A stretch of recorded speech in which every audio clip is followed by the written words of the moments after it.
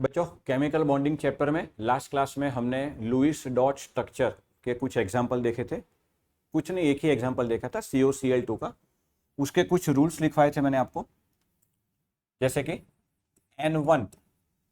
तो बेटा N1 मतलब total number of valence electron plus, अगर नेगेटिव चार्ज है तो वो हम जोड़ देंगे और पॉजिटिव चार्ज है तो हम उसको माइनस करेंगे, पॉजिटिव चार्ज को माइनस करेंगे, sorry. Total number of valence electron plus negative charge plus minus positive charge. N2 क्या होता है? N2 होता है बेटा 2 into hydrogen atom plus 8 into all other atom.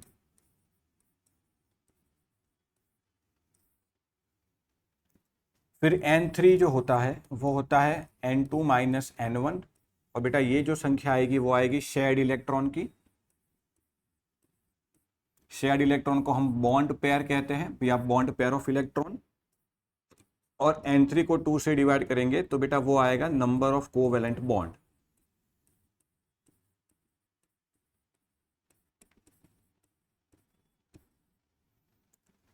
फिर N4 होता है N1 माइनस N3।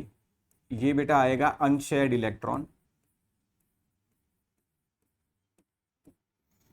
और N4 डिवाइडेड बाय 2 करेंगे तो वो आएगा लोन पेयर। ध्यान रहे, एक पेयर में 2 इलेक्ट्रॉन होते हैं। एक पेयर मतलब 2 इलेक्ट्रॉन, तो 4 इलेक्ट्रॉन मतलब 2 lone pair. I repeat, 4 electron मतलब 2 लोन पेयर। 8 इलेक्ट्रॉन मतलब 4 लोन पेयर। तो जितने भी अनशेयर्ड इलेक्ट्रॉन होंगे उसका आधा करने पर लोन पेयर बनेगी। एक पेयर मतलब 2 इलेक्ट्रॉन। इसके अलावा बेटा कुछ बातें और मैंने आपको बताई थी कि सेंट्रल एटम कैसे डिसाइड होता है। सेंट्रल एटम कभी भी हाइड्रोजन फ्लोरीन नहीं हो सकता। सेंट्रल एटम वो होगा जिसकी इलेक्ट्रोनेगेटिविटी कम हो। सेंट्रल एटम वो होगा जिसकी वैलेंसी मल्टीपल हो, मतलब एक से ज़्यादा हो। फिर ऑक्सीजन अगर मिडल में होगा तो 2 सिंगल बॉन्ड बनाएगा। ऑक्सीजन अगर कॉर्नर पर होगा तो एक डबल बॉन्ड बनाएगा। हाइड्रोजन को कोशिश करेंगे कि हम कॉर्नर पर रखें, बराबर। ऐसा एक एग्जाम्पल हमने सॉल्व किया था COCl2। आज दूसरे एग्जाम्पल से शुरू करते हैं। एकदम बेसिक सा एग्जाम्पल है और वो है ammonia, that is NH3। Okay, तो बेटा पहले तो NH3 में हम N1 निकाल ले। N1 क्या होता है? देखो, total number of valence electron. किसी भी एलिमेंट का वैलेंस इलेक्ट्रॉन निकालना हो तो आपको 10th वाली कॉन्फ़िगरेशन याद करनी है, बराबर। तो नाइट्रोजन का एटॉमिक नंबर है 7, 10th वाली कॉन्फ़िगरेशन 2 5, मतलब नाइट्रोजन का वैलेंस इलेक्ट्रॉन है 5। और हाइड्रोजन में तो एक ही इलेक्ट्रॉन है, तो 3 हाइड्रोजन के टोटल 3 इलेक्ट्रॉन। तो बेटा N1 की वैल्यू आई 8 इलेक्ट्रॉन। क्लियर? सिमिलरली अगर N2 की बात करें तो N2 क्या होता है? 2 इंटू हाइड्रोजन एटम। अब यहां हाइड्रोजन कितने हैं? 3, सो 2 into 3 6 plus 8 into all other atom. अब हाइड्रोजन के अलावा कौन है यहाँ? सिर्फ नाइट्रोजन, तो 8 into nitrogen that is total 14 electron. ये आ गया आपका N2। अब N3 होता है N2 minus N1 that is equal to 14 minus 8 that is equal to 6 shared electron that is equal to 3 bond. देखो N3 क्या है? N2 minus N1। ये जो वैल्यू आएगी वो शेयर्ड इलेक्ट्रॉन की आएगी और इसकी जो हाफ वैल्यू होगी वो आपका होगा नंबर ऑफ बॉन्ड। N4 होता है बेटा N1 माइनस N3। N1 की वैल्यू है 8, N3 की वैल्यू है 6 that is equal to 2 unshared electron divided by 2 that is equal to 1 lone pair. मतलब एमोनिया का स्ट्रक्चर जो होगा बेटा उसमें 3 बॉन्ड बनेंगे और एक लोन पेयर रहेगी। ठीक है, अब बताइए एमोनिया में सेंट्रल एटम कौन होगा? तो भी ऑब्वियसली नाइट्रोजन। अब नाइट्रोजन की वैलेंसी कितनी? तो बोले 5। नाइट्रोजन के आउटर मोस्ट शेल में कितने इलेक्ट्रॉन है? 5। मतलब वो 5 बॉन्ड बनाएगा और उसमें 3 हाइड्रोजन है। तो ट्राई ऐसा करो कि इलेक्ट्रॉन को पेयर में बताओ। तो नाइट्रोजन के 5 इलेक्ट्रॉन हो गए, इस तरफ एक हाइड्रोजन यहां, एक हाइड्रोजन यहां। तो देखिए आप, क्या इस स्ट्रक्चर में टोटल 3 बॉन्ड हो गए? हाँ। नाइट्रोजन के पास एक लोन पेयर भी है। हाँ, मतलब हमारा एमोनिया का ये स्ट्रक्चर सही है। तो बेटा लुईस डॉट स्ट्रक्चर इसकी मदद से हम सॉल्व करेंगे और ये आपको हेल्प करेगा नंबर ऑफ लोन पेयर या बॉन्ड पेयर काउंट करने में। चलो एक और एग्जांपल देखते हैं। दूसरा एग्जांपल बेटा ले लो, HNO3। चलिए फिर से HNO3 में N1 क्या होता है? Total number of valence electron. N1 मतलब total number of valence electron. तो भाई हाइड्रोजन के वैलेंस इलेक्ट्रॉन 1, नाइट्रोजन के वैलेंस इलेक्ट्रॉन 5, एक ऑक्सीजन में valence electron 6। I repeat, valence electron निकालने के लिए आपको 10th वाली कॉन्फ़िगरेशन बोलनी पड़ेगी।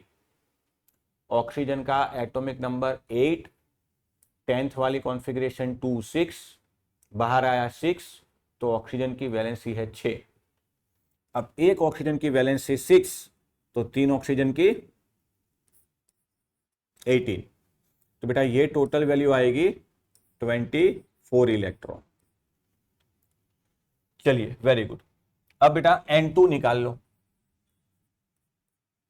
N2 क्या होता है? 2 into hydrogen atom plus 8 into all other atom. तो हाइड्रोजन को छोड़ के यहां 4 एटम और है, 3 ऑक्सीजन 1 नाइट्रोजन, तो 8 इंटू 4, बेटा ये आया टोटल 34 इलेक्ट्रॉन। अब N3 क्या होता है? N3 है N2 minus N1, that is 34 minus 24, that is equal to 10 shared electron, that is equal to 5 bond।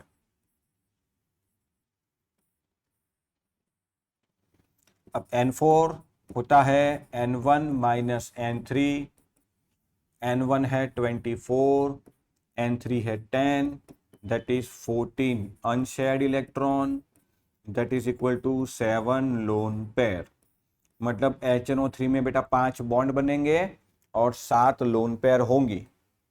चलिए आगे देखिए। अब बेटा HNO3 में सेंट्रल एटम बनेगा कौन? अब हाइड्रोजन तो सेंट्रल एटम हो नहीं सकता, नाइट्रोजन में और ऑक्सीजन में नाइट्रोजन की इलेक्ट्रोनेगेटिविटी कम है, तो ऑब्वियसली सेंट्रल एटम बनेगा नाइट्रोजन। और नाइट्रोजन के आउटर मोस्ट शेल में टोटल 5 इलेक्ट्रॉन, तो 5 इलेक्ट्रॉन अगर मैं ऐसे अरेंज करूं, 1 2 3 4 और 5। अब बेटा ऑक्सीजन 3 है, हाइड्रोजन को हमें कॉर्नर में रखना है, तो ऑब्वियसली ये 2 ऑक्सीजन और यहां 1 ऑक्सीजन, क्योंकि ऑक्सीजन ने नाइट्रोजन को तीनों तरफ से घेर लिया है, चारों तरफ से नहीं, तीनों तरफ से। अब ये ऑक्सीजन क्योंकि बेटा मिडल में आया, तो देखिए उसने 2 सिंगल बॉन्ड बनाए, और ये 2 ऑक्सीजन कॉर्नर पे आए तो उसने एक डबल बॉन्ड बनाया। ध्यान रखें, ऑक्सीजन अगर मिडल में है तो 2 सिंगल बॉन्ड, कॉर्नर पर है तो वो एक डबल बॉन्ड बनाएगा। अब टोटल इलेक्ट्रॉन काउंट करिए। चलिए, ऑक्सीजन की वैलेंसी होती है 6, तो इस ऑक्सीजन का ये 1 इलेक्ट्रॉन, ये दूसरा, 3 4 5 6, इस ऑक्सीजन का 1 2 3 4 5 6, इस ऑक्सीजन का 1 2 3 4 5 6। नाइट्रोजन के भी काउंट कर लो, 1 2 3 4 5। चलो हो गया। अब देखो इसमें टोटल कितने बॉन्ड बने? 1 2 3 4 5 6, जबकि बॉन्ड तो 5 बनने चाहिए थे। अरे बाप रे, क्या हो गया? फिर से देखो, बॉन्ड कितने बनने चाहिए थे बेटा? 5, कितने हुए? 6। क्या गड़बड़ हुई? चलो कोई लोन पर देख लो, 1 2 3 4 5 6, कितनी होनी चाहिए? 7। मतलब कुछ तो गड़बड़ है, इस स्ट्रक्चर में कुछ गड़बड़ है। तो बेटा ध्यान रखना, ज्यादातर बच्चे HNO3 का ये स्ट्रक्चर बना देते हैं जो कि उसका सबसे सही गलत स्ट्रक्चर है। ये सबसे मोर अप्रोप्रिएट रॉन्ग आंसर है। ये ज्यादातर बच्चे HNO3 में कंफ्यूज हो जाएंगे, ये स्ट्रक्चर उसका गलत है। HNO3 का जो एक्चुअल स्ट्रक्चर आएगा बेटा, यहां ध्यान देना, वो ऐसे होगा।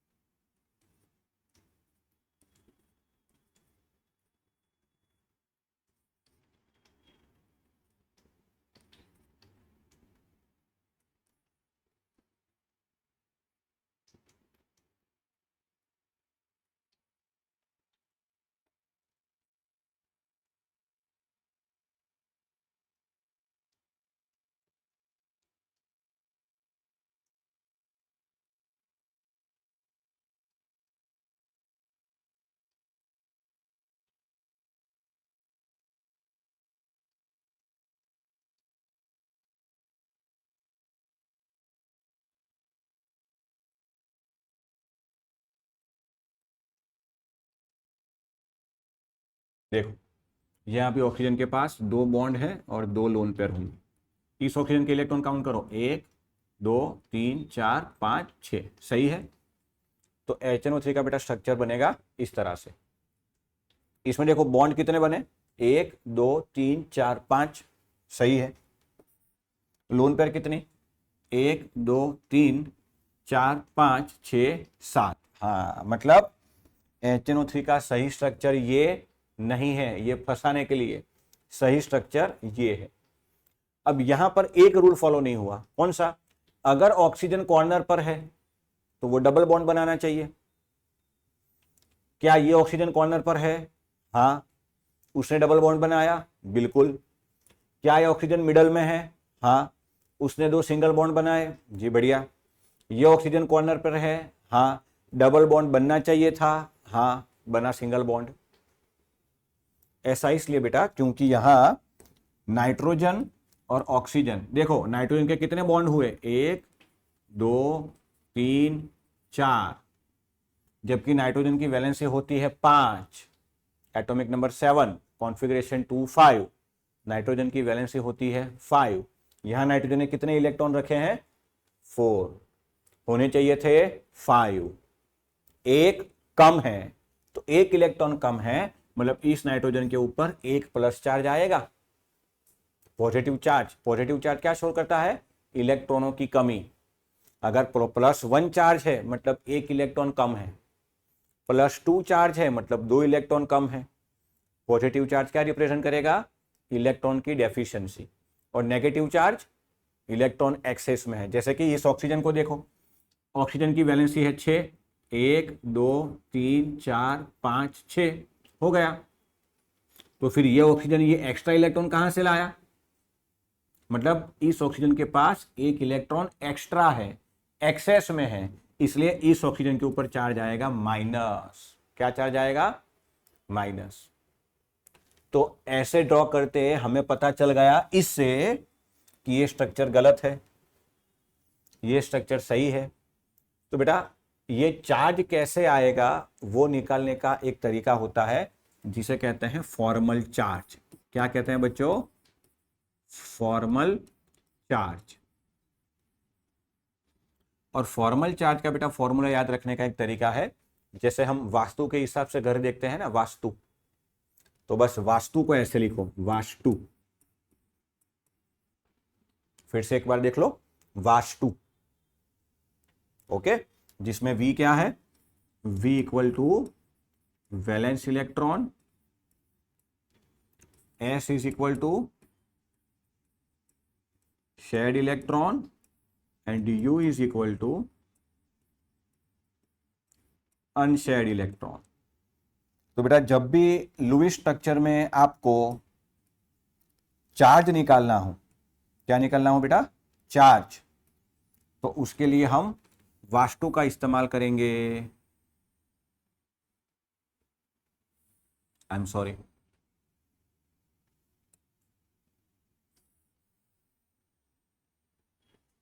हाँ, तो बेटा ये है वास्तु का फॉर्मूला, ठीक।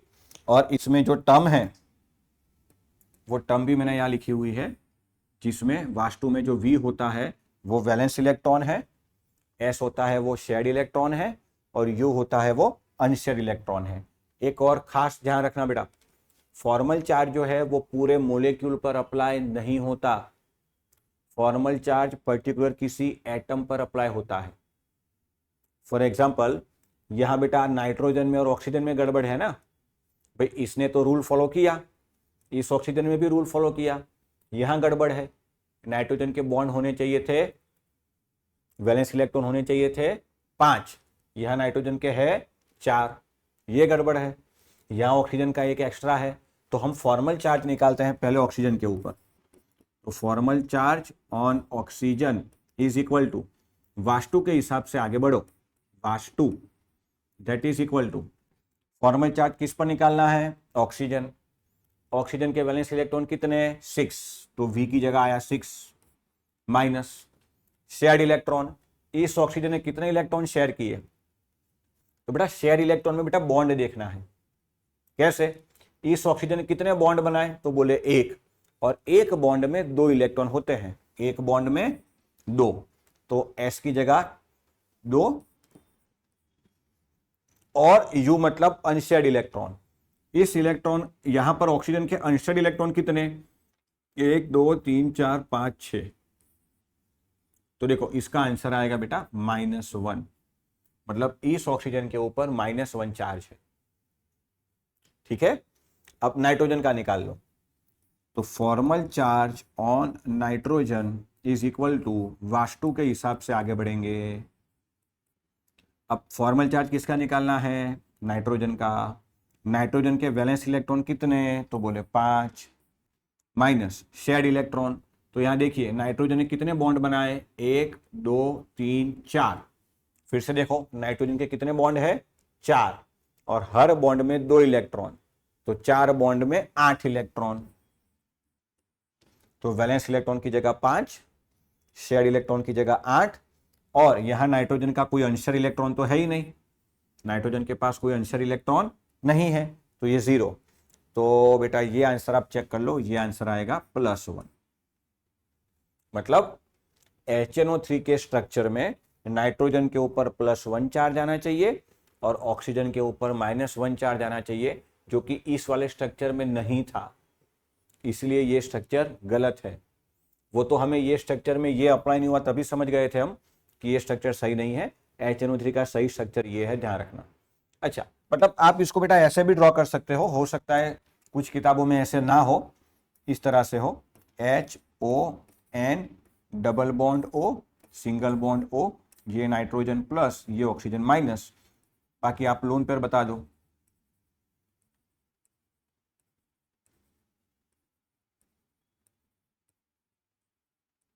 बराबर, ये माइनस चार्ज है, ध्यान रखना।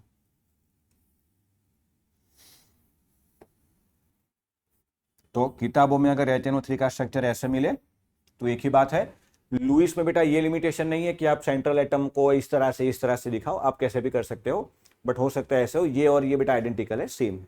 बराबर, बेसिकली HNO3 के स्ट्रक्चर में हमने फॉर्मल चार्ज से डिसाइड किया कि उसका सही स्ट्रक्चर ऐसे होगा। तो अगर लुईस स्ट्रक्चर में ये फॉलो नहीं होता तो हमें फॉर्मल चार्ज की हेल्प लेनी पड़ेगी। ठीक है, चिंता मत करो, एक और एग्जांपल देखेंगे। अगला एग्जांपल देखो बेटा, वो है H2SO4। चलिए, थोड़ा लंबा मोलिक्यूल है तो प्लीज यहां ध्यान देना। H2SO4 के लिए बेटा N1 होता है total number of valence electron, तो हाइड्रोजन के वैलेंस इलेक्ट्रॉन कितने, तो बोले 2, सल्फर के वैलेंस इलेक्ट्रॉन कितने बताओ,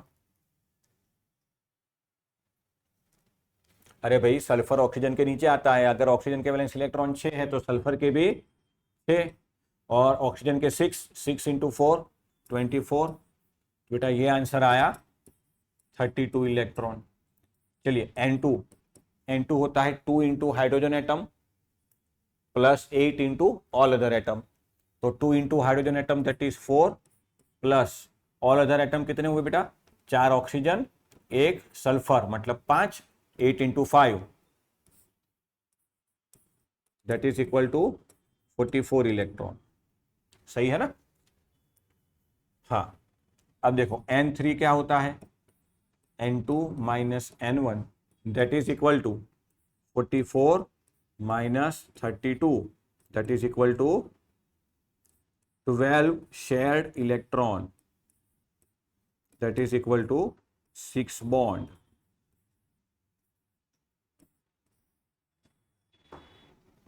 चलिए N4 होता है N1 माइनस N3, तो N1 है 32, N3 है 12 that is equal to 20 unshared electron that is equal to 10 lone pair. मतलब H2SO4 में 6 बॉन्ड होने चाहिए और 10 लोन पेयर होनी चाहिए, बराबर। चलिए अब H2SO4 में बेटा सेंट्रल एटम कौन होगा, तो हाइड्रोजन तो हो नहीं सकता। अब बचा ऑक्सीजन एंड सल्फर। ऑक्सीजन में और सल्फर में सल्फर की इलेक्ट्रोनेगेटिविटी कम है, तो सल्फर बनेगा सेंट्रल एटम। चलिए ठीक, अब बेटा सल्फर की वैलेंसी है 6, सल्फर की वैलेंसी है 6 और ऑक्सीजन है 4। मतलब ऑब्वियसली यहां पर ऑक्सीजन ने सल्फर को चारों तरफ से घेर लिया है, देख लो, और कोई संभावना बनेगी ही नहीं। भाई सल्फर एक है, वो बॉन्ड बना सकता है 6 और ऑक्सीजन 4 है, तो उसने चारों तरफ से घेर लिया है उसको। अब ऑक्सीजन 4 है और बॉन्ड बनाने हैं 6, मतलब सल्फर कम से कम 2 ऑक्सीजन के साथ डबल बॉन्ड बनाएगा और बाकी के 2 ऑक्सीजन के साथ सिंगल बॉन्ड बनाएगा, देख लो। भाई बॉन्ड बनाने हैं 6 और ऑक्सीजन है 4, तो 2 के साथ डबल बॉन्ड, 2 के साथ सिंगल बॉन्ड, और 2 हाइड्रोजन भी तो है, तो यहां H ले लो और यहां भी H। चलो अब काउंट करो वैलेंस इलेक्ट्रॉन। देखो सल्फर के वैलेंस इलेक्ट्रॉन कितने हैं, तो बोले 1 2 3 4 5 6 हो गया। ऑक्सीजन के पीछे 1 2 3 4 5 6, इसके पीछे 1 2 3 4 5 6, 1 2 3 4 5 6, सॉरी, 1 2 3 4 5 6। ठीक है बेटा, तो H2SO4 का स्ट्रक्चर होगा ये। चलो क्रॉस चेक कर ले। 6 बॉन्ड, 1 2 3 4 5 6 7 8। बॉन्ड कितने होने चाहिए थे, 6 होने चाहिए थे। 1 2 3 4 5 6 7 8, 8 बॉन्ड है भाई। फिर से कुछ गड़बड़ है। लोन पर देखो कितनी होनी चाहिए, 10। 1 2 3 4 5 6 7 8, गड़बड़ है भाई। इसमें कैलकुलेशन में कोई एरर नहीं है, तो फिर क्यों फॉलो नहीं हुआ। फॉर्मल चार्ज निकाल ले, चलिए उससे हेल्प होगी। इसे बोल दो 1 2 3 4। चलिए फॉर्मल चार्ज ऑन ऑक्सीजन 1। बेटा कंफ्यूजन ना हो ना, इसलिए मैंने ऑक्सीजन को नाम दे दिया 1 2 3 4, बराबर। चलिए फॉर्मूला बेटा वाष्टु, फॉर्मूला है वाष्टु। चलो ऑक्सीजन का फॉर्मल चार्ज निकालना है। ऑक्सीजन की वैलेंसी है 6। इस ऑक्सीजन ने बॉन्ड कितने बनाए, 2। हर बॉन्ड में इलेक्ट्रॉन भी कितने, 2। तो बेटा शेयर इलेक्ट्रॉन कितने आएंगे, 4। और unshare electron 4। 6 minus 4/2 2, minus minus plus minus 6, formal charge 0। इस ऑक्सीजन के ऊपर कोई फॉर्मल चार्ज नहीं है, कोई नहीं। फॉर्मल चार्ज ऑन ऑक्सीजन 2 देख लो, दैट इज इक्वल टू वाष्टु। चलिए फिर से ऑक्सीजन का वैलेंस इलेक्ट्रॉन 6। इस ऑक्सीजन के शेयर इलेक्ट्रॉन देखो कितने बॉन्ड बनाए इस ऑक्सीजन ने, 2।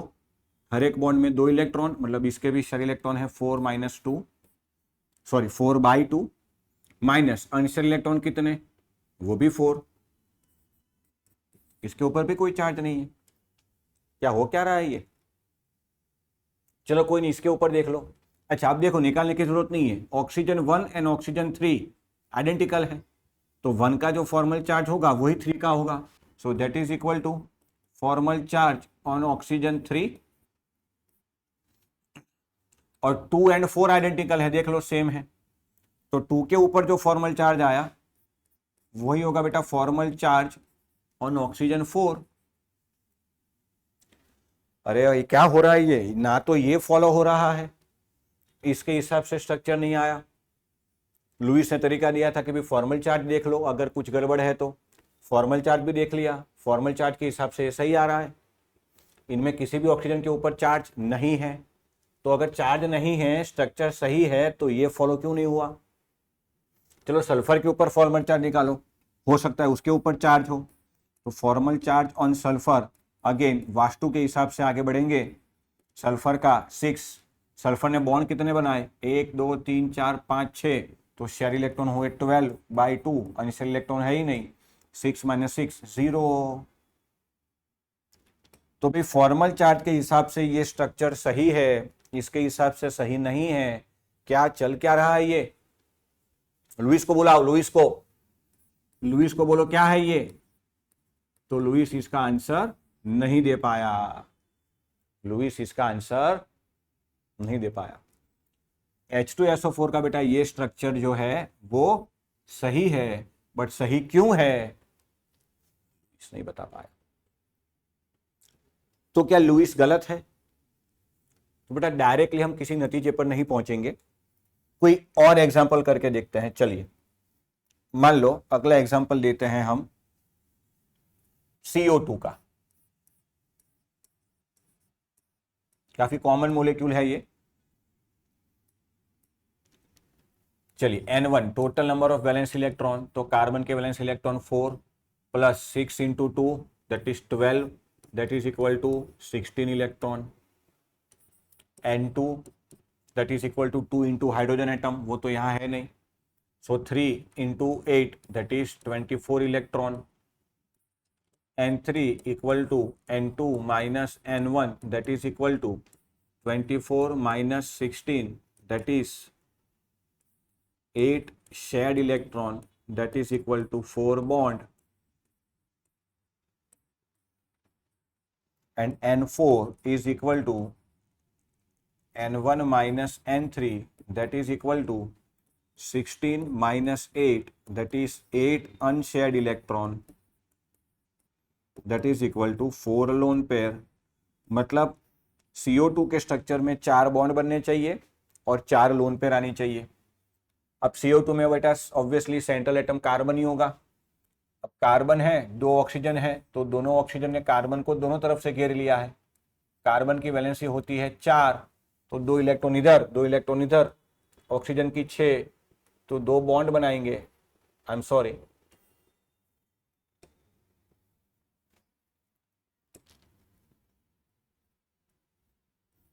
दो बॉन्ड बनाएंगे और बाकी 2 लोन पेयर, यहाँ भी 2 बॉन्ड 2 लोन पेयर। चलिए तो क्या इस मॉलिक्यूल में 4 बॉन्ड है, हाँ है, वेरी गुड। 1 2 3 4 4 लोन पेयर है, हाँ वो भी है, तो ये स्ट्रक्चर सही है, ये स्ट्रक्चर सही है। तो वापिस से लुईस खुश हो गया कि फालतू में मुझे बदनाम कर रहे हो, स्ट्रक्चर सही तो आ रहे हैं मेरे। चलो कोई नहीं, लुईस पापा को बोलो एक और करके बताओ। चलो PCl5 निकालो, N1 फॉस्फोरस के वैलेंस इलेक्ट्रॉन, अगेन बेटा नाइट्रोजन के नीचे तो 5, और क्लोरीन के 7, क्लोरीन का atomic number 17, electronic configuration 287, last में जो नंबर आता है वो वैलेंसी होती है, तो एक क्लोरीन का 7, तो 5 क्लोरीन का 35, मतलब ये आया 40 electron. N2 is equal to, hydrogen तो है नहीं, 8 × ऑल अदर एटम, तो 6 into 8 N3 is equal to N2 minus N1, 48 minus 40, 8 shared electron, that is 4 bond. चलिए N4 is equal to N1 minus N3, that is 40 minus 8, that is 32 unshared electron, that is 16 lone pair,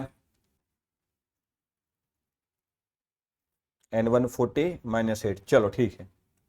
अब बेटा PCl5 में obviously centre में phosphorus आएगा, और phosphorus में बेटा 5 electron होते हैं आउटर मोस्ट शेल में, और क्लोरीन भी कितने हैं? 5। तो 5 क्लोरीन सल्फर को घेरे हुए हैं। देखो क्लोरीन के आउटर मोस्ट शेल में 7 इलेक्ट्रॉन होते हैं ना, तो ये हुआ 1 2 3 4 5 6 7, 1 2 3 4 5 6, ये 7, 1 2 3 4 5 6 7, 2 3 4 5 6 7। केमिस्ट्री आना है, गिनती आ जाएगी अपने को है। 1 बॉन्ड, 2 3 4 5। तो PCl5 का स्ट्रक्चर ये है। कितने बॉन्ड बने? 1 2 3 4 5। कितने बनने चाहिए थे? लोन पेयर देख लो, 1 2 3 4 5 6 7 8 9, 15 लोन पेयर।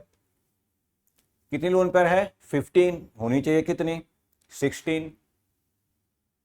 चलो कोई नहीं, लुईस ने एक और तरीका दिया था। कौन सा? Formal charge. तो फॉर्मल चार्ज ऑन क्लोरीन। अब बेटा ध्यान से देखो, ये सभी के सभी क्लोरीन आइडेंटिकल है, सभी के सभी आइडेंटिकल है, तो 1 2 3 4 5 देने की जरूरत नहीं है, सब सेम है। वास्तु के हिसाब से आगे बढ़ो, कोई भी एक क्लोरीन पकड़ लो। क्लोरीन के वैलेंस इलेक्ट्रॉन होते हैं बेटा कितने? 7, 2 8 7।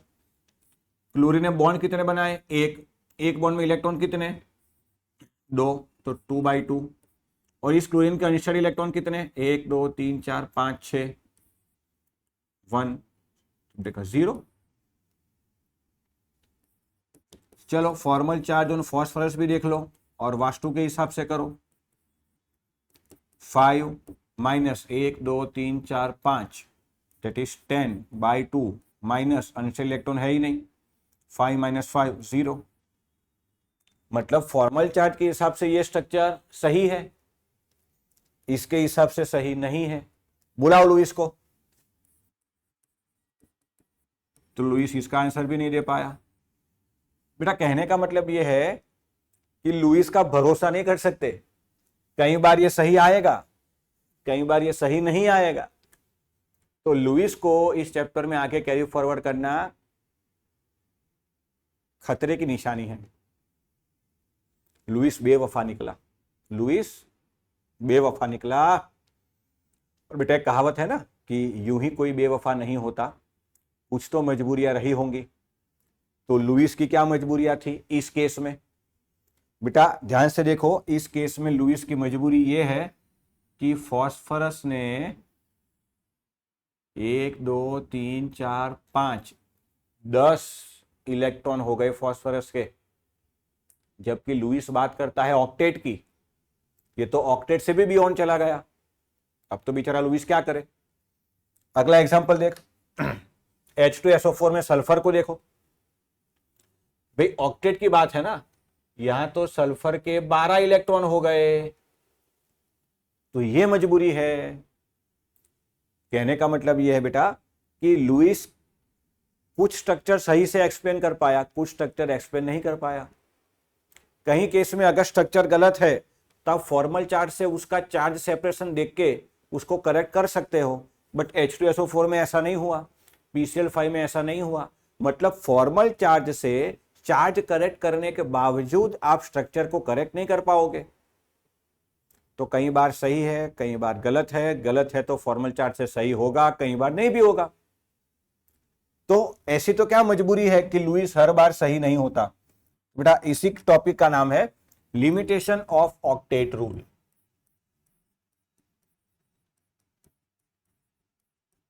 Limitation of octet rule. बेटा ये थियरी अच्छे से टेक्स्ट बुक से लिख लेना, मैं आपको प्रॉपरली एक्सप्लेन कर देता हूं। देखो तो पहला तो बेटा वही है एक्सपांडेड ऑक्टेट, कि भाई बहुत सारे मोलेक्यूल ऐसे हैं जिनका ऑक्टेट नहीं, ऑक्टेट से ज्यादा इलेक्ट्रॉन हो गए उसमें। जैसे अभी हमने देखा H2SO4 PCl5 SF6, इसमें सल्फर के पास 12 इलेक्ट्रॉन हो गए, यहां फॉस्फोरस के पास 10 इलेक्ट्रॉन हो गए, यहां सल्फर देखो 6 बॉन्ड बनाए हैं, हर बॉन्ड में 2 इलेक्ट्रॉन, यहां भी 12 इलेक्ट्रॉन हो गए। तो बहुत सारे मोलेक्यूल ऐसे हैं जो ऑक्टेट से ज्यादा बॉन्ड बना देते हैं और वो एग्जिस्ट भी करते हैं। ऐसा नहीं है कि H2SO4 ने लुईस स्ट्रक्चर फॉलो नहीं किया तो वो एग्जिस्ट नहीं करता। अरे भी H2SO4 को तो हम किंग ऑफ केमिकल बोलते हैं, हर केमिकल लैब में H2SO4 होगा ही होगा। तो ये गड़बड़ कैसे हो गई लुईस से, है कि नहीं। दूसरी लिमिटेशन देखो, कुछ मोलेक्यूल ऐसे भी हैं जिनका ऑक्टेट इनकम्प्लीट है।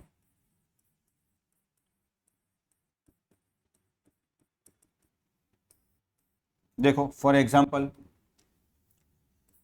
LiCl, जिसमें लिथियम के पास बस 2 इलेक्ट्रॉन है, BCl3 जिसमें इसके पास बस 6 इलेक्ट्रॉन है, AlCl3 में एल्यूमिनियम के पास 6 इलेक्ट्रॉन है, ZnCl2 जिंक के पास बस 4 इलेक्ट्रॉन है।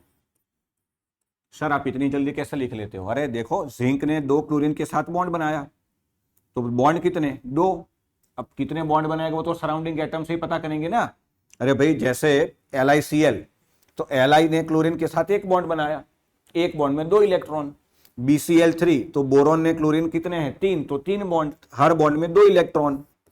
PCl5 फॉस्फोरस क्लोरीन 5, सल्फर के 4 और 2 6। देख लो 4 एटम यहां 2 यहां। तो भी सेंट्रल एटम के आसपास जो एटम लिखे होते हैं ना वही बॉन्ड बताते हैं। भाई ये सल्फर के साथ ऑक्सीजन है तो वो हवा में तो होगा नहीं, बॉन्ड ही बनाया होगा ना। तो सल्फर के साथ 4 ऑक्सीजन के बॉन्ड और 2 हाइड्रोजन के, टोटल 6 × 2। तो कुछ कंपाउंड ऐसे भी है जिनका ऑक्टेट कंप्लीट नहीं हुआ फिर भी वो एग्जिस्ट करते हैं, ये सब एग्जिस्ट करते हैं। कुछ कंपाउंड ऐसे जिसमें ऑक्टेट से बियॉन्ड इलेक्ट्रॉन है वो भी एग्जिस्ट करते हैं। और एक्सपांडेड ऑक्टेट ऐसे मॉलिक्यूल को बेटा हाइपर वैलेंट भी बोला जाता है। हाइपर वैलेंट, आपने ये वर्ड सुना होगा ना, आप दोस्तों में बातें करते हो, अगर किसी दोस्त को जल्दी गुस्सा आ जाता है तो आप क्या बोलते हो? ये तो बहुत हाइपर है, बात बात में गुस्सा करता है। तो एक्सपांडेड ऑक्टेट को कई जगह पर हाइपर वैलेंट भी बोला जाता है। क्या बोला जाता है? Hyper valent. तो ऐसा वर्ड देख के डरने का नहीं। इनकम्प्लीट ऑक्टेट मतलब जिसके पास 8 इलेक्ट्रॉन से कम हो उसे बेटा हाइपोवैलेंट कहा जाता है। हाइपोवैलेंट। तो ऐसे कुछ वर्ड दिखे तो डरना नहीं। बच्चे कुछ नया देखते ही सीधा घबराने लगते हैं, हाय बापा, ओए बापा, मारा बापा, तारा बापा। बट ऐसा मत करना, ये मीनिंग सेम होता है। तीसरी बेटा एक लिमिटेशन ये है कि उसमें ऑड पेयर ऑफ इलेक्ट्रॉन आ जाते हैं कई स्ट्रक्चर में।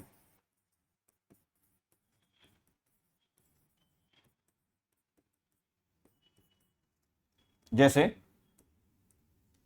अगर आप NO का स्ट्रक्चर देखोगे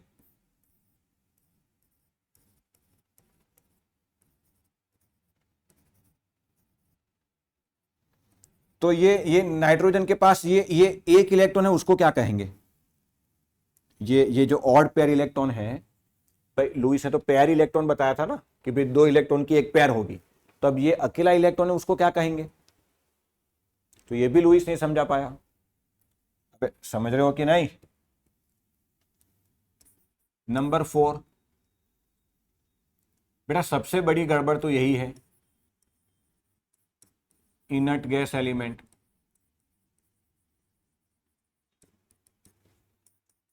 भाई लुईस ने ये जो पूरा रूल लिखा वो इनके रिस्पेक्ट में लिखा ना,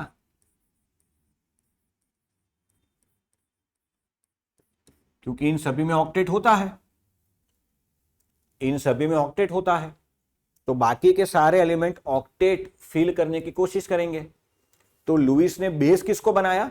नोबल गैस फैमिली को, कि बाकी सारे एलिमेंट नोबल गैस जैसी कॉन्फ़िगरेशन अचीव करने की कोशिश करेंगे। बट बाद में पता चला कि ज़ेनॉन तो खुद फ्लोरीन के साथ लगा हुआ है,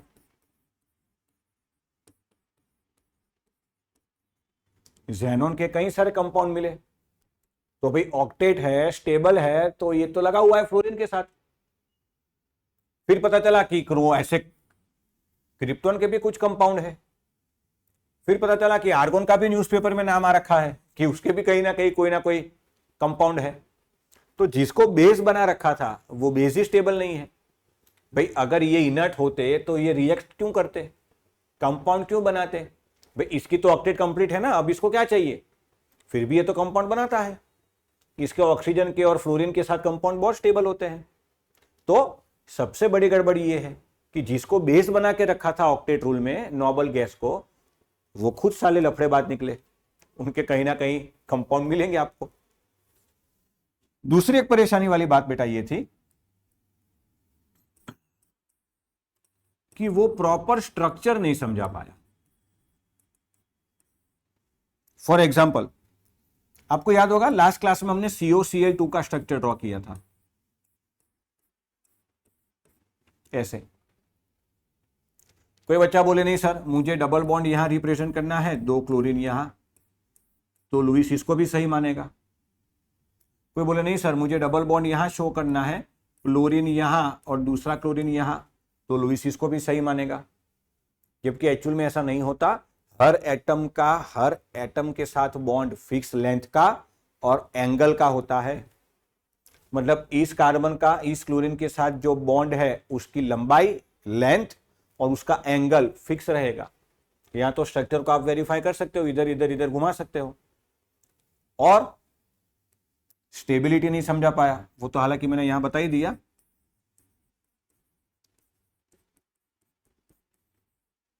स्टेबिलिटी भी लुईस ठीक से नहीं समझा पाया, क्योंकि वो जिसको स्टेबल मानता था वही स्टेबल नहीं है। ठीक है, तो ऐसे कुछ एक्सेप्शन है लुईस थियरी में, लुईस डॉट स्ट्रक्चर में, जैसे कि एक्सपांडेड ऑक्टेट हो गया, फिर इनकम्प्लीट ऑक्टेट हो गया, ऑड पेयर ऑफ इलेक्ट्रॉन हो गया। टेक्स्ट बुक में एक दो एग्जाम्पल और होंगे, देख लेना। इनर्ट गैस एलिमेंट है, स्ट्रक्चर ठीक से नहीं एक्सप्लेन कर पाया और स्टेबिलिटी ठीक से नहीं बता पाया, है ना। तो ये सारी चीजों की वजह से बेटा लुईस डॉट स्ट्रक्चर को इस चैप्टर में हम इतनी ज्यादा अहमियत नहीं देते। इसका मतलब ये बिल्कुल नहीं है कि लुईस डॉट स्ट्रक्चर से सवाल नहीं आएगा, बिल्कुल आएगा, जरूर से आएगा। वो पूछ लेगा लोन पेयर बताओ, इसमें से हाइपरवेलेंट एटम कौन है, इसमें से हाइपोवेलेंट एटम कौन है। एक क्लास हम जब डिस्कस करेंगे एमसीक्यू उसमें भी तब बात करेंगे। अब बेटा अगली चीज जो हमें समझनी है वो है सम स्पेशल केस।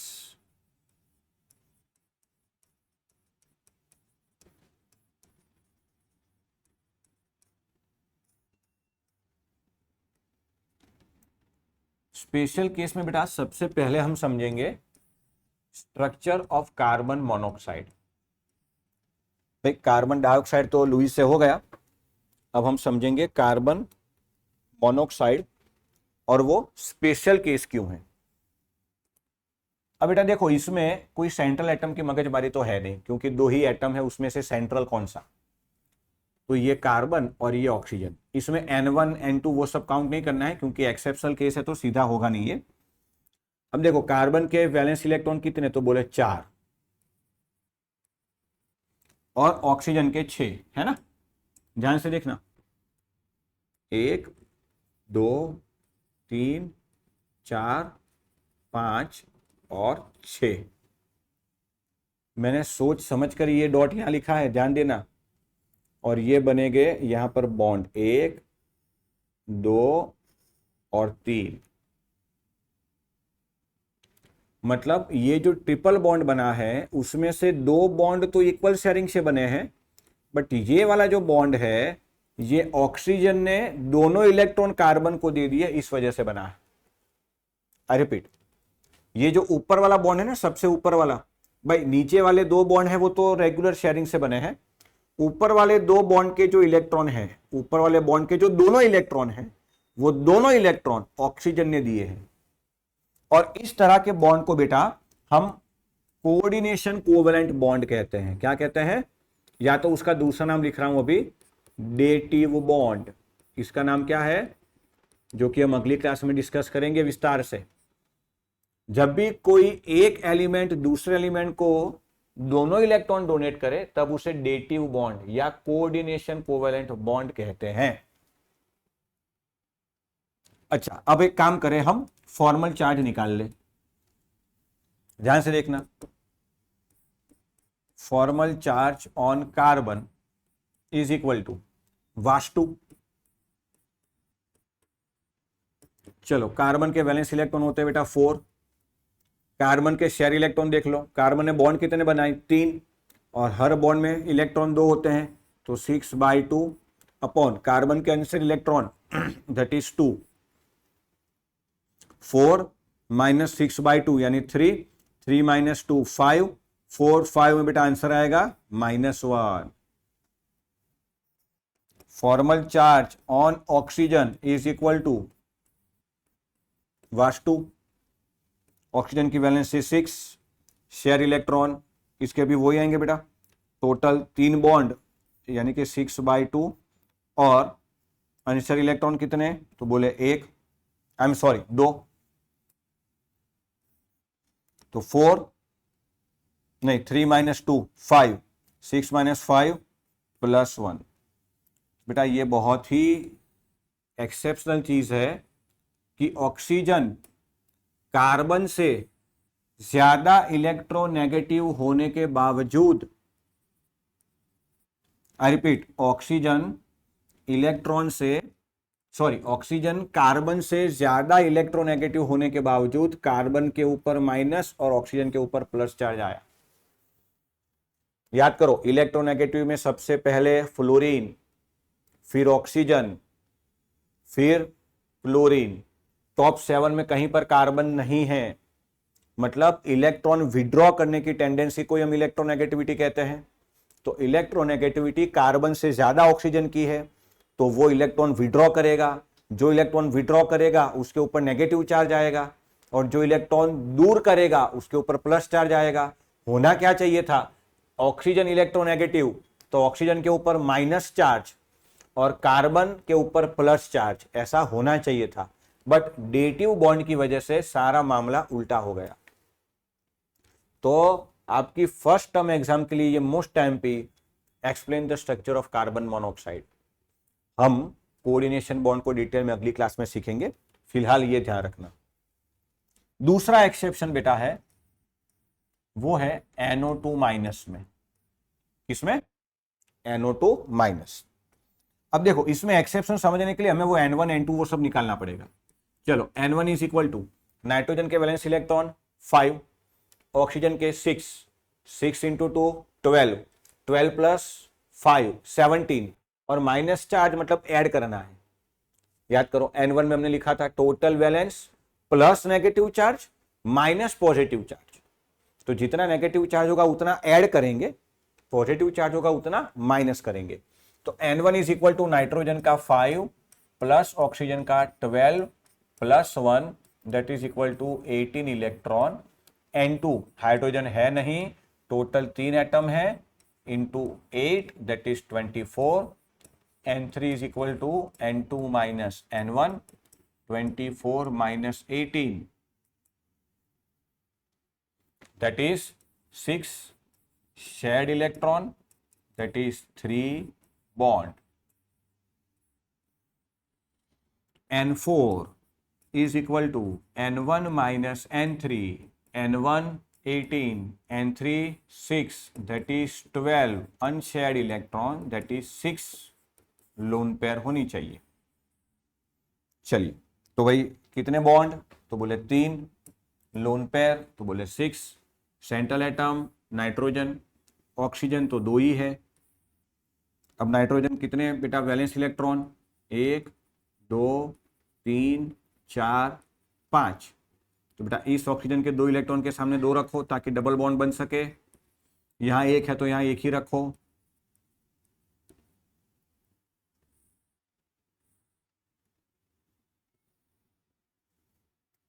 ठीक है भाई। बट यहां ऑक्सीजन के ऊपर आएगा माइनस चार्ज और नाइट्रोजन के ऊपर आएगा प्लस चार्ज। नहीं, प्लस नहीं आएगा, फॉर्मल चार्ज निकाल के देखते हैं। चलो, तो फॉर्मल चार्ज ऑन, इसको बोल दो O1 वास्तु। रुको 1 मिनट।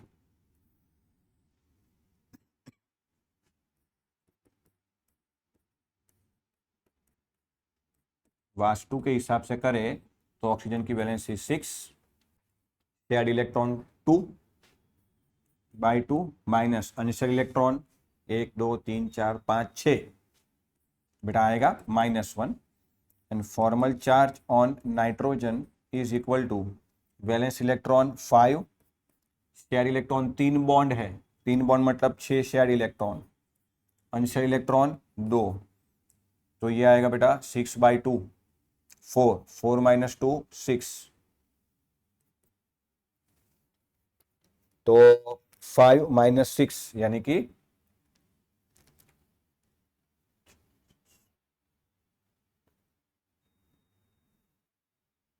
हाँ 3 - 2 है ना बेटा, हाँ तो 5 0।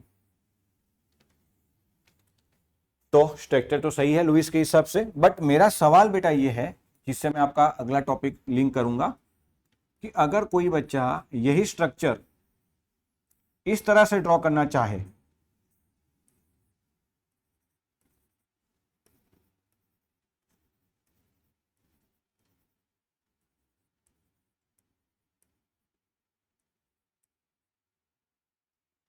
देख लो ध्यान से, अगर कोई बच्चा ये ऑक्सीजन को इधर लिखे और ये ऑक्सीजन को इधर लिखे, तो क्या ये स्ट्रक्चर गलत हो जाएगा? नहीं बेटा, ये भी सही है। आपने अगर पाई बॉन्ड का पोजीशन चेंज किया तो इसको कहते हैं रेजोनेटिंग स्ट्रक्चर्स। क्या कहते हैं बच्चों? Resonating structures. दूसरा नाम कैनोनिकल स्ट्रक्चर्स। तो हम रेजोनेटिंग स्ट्रक्चर्स के बारे में पढ़ेंगे। रेजोनेटिंग स्ट्रक्चर से पहले हमें कुछ टर्म्स समझनी होंगी। ये दोनों बेटा एक दूसरे के रेजोनेटिंग स्ट्रक्चर्स है, ये दोनों बराबर। अगर हम ऑक्सीजन को फिक्स रखें तो ये पहला ऑक्सीजन, ये दूसरा ऑक्सीजन। तो अगर आप ध्यान से देख पा रहे हो तो यहाँ पहले ऑक्सीजन पर माइनस चार्ज था, यहाँ दूसरे ऑक्सीजन पर माइनस चार्ज है। मैंने ड्रॉ नहीं किया, बता देता हूं, यहाँ नाइट्रोजन पर चार्ज है ही नहीं, सॉरी। तो ये चार्ज सेपरेशन से बेटा स्टेबिलिटी मिलती है, अगले क्लास में डिस्कस करेंगे। तो आज के लेक्चर में बस यहां तक रखते हैं, बराबर। तो क्या क्या डिस्कस किया आप अगर चाहो तो स्क्रीनशॉट ले लो। हाँ, तो यहां से हमने शुरू किया था लुईस डॉट स्ट्रक्चर के जो रूल्स मैंने लास्ट क्लास में बताए थे, यहां से हमने कंटिन्यू किया। पहला एग्जांपल NH3 का देखा आज। चलो फटाफट स्क्रीनशॉट ले लो इसका।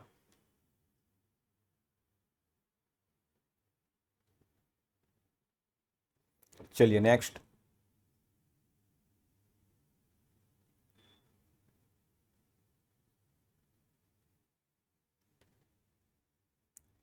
नेक्स्ट।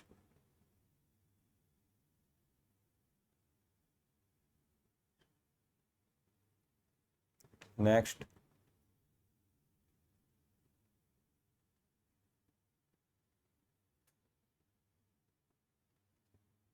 नेक्स्ट।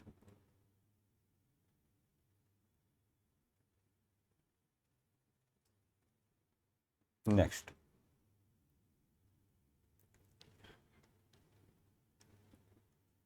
अच्छा एक मजेदार बात बताता हूं, रुको। बड़ा ध्यान से देखो, ये जो H2SO4 का स्ट्रक्चर है, जो कि फॉर्मल चार्ज से भी नहीं हुआ, लुईस बेचारा थोड़ा दुखी हो गया इससे। आपको पता है H2SO4 एसिडिक होता है, स्ट्रॉन्ग एसिड है। एसिड वो होते हैं जो हाइड्रोजन को डोनेट करे, बराबर। तो इस बॉन्ड में से अगर हाइड्रोजन चला गया तो ऑक्सीजन में और हाइड्रोजन में इलेक्ट्रोनेगेटिविटी किसकी ज्यादा? ऑक्सीजन में और हाइड्रोजन में इलेक्ट्रोनेगेटिव कौन? Obviously oxygen. तो जब ये हाइड्रोजन जाएगा तो उस हाइड्रोजन का इलेक्ट्रॉन ऑक्सीजन ले लेगा, तो एक इलेक्ट्रॉन एक्स्ट्रा आ गया। देख लो, हेलो, ये बॉन्ड में जो दो इलेक्ट्रॉन थे ना, वो दोनों मैंने ऑक्सीजन के ऊपर बता दिए। चलो फिर से समझाता हूं भाई। अगर ये बॉन्ड में दो इलेक्ट्रॉन है बराबर, अगर आप ये बॉन्ड को तोड़ दोगे तो क्योंकि ऑक्सीजन इलेक्ट्रोनेगेटिव ज्यादा है, तो ये इलेक्ट्रॉन भी ऑक्सीजन अपने पास रखेगा और हाइड्रोजन को भेजेगा H+ बना के। हाइड्रोजन जो यहां से जाएगा ना बेटा, वो इलेक्ट्रॉन को लिए बिना जाएगा। ये दोनों इलेक्ट्रॉन कहां रहेंगे? ऑक्सीजन के पास रहेंगे। क्योंकि यहां एक एक इलेक्ट्रॉन एक्स्ट्रा आ गया, तो यहां -1 चार्ज, यहां -1 चार्ज, एक एक इलेक्ट्रॉन एक्स्ट्रा आया ना भाई।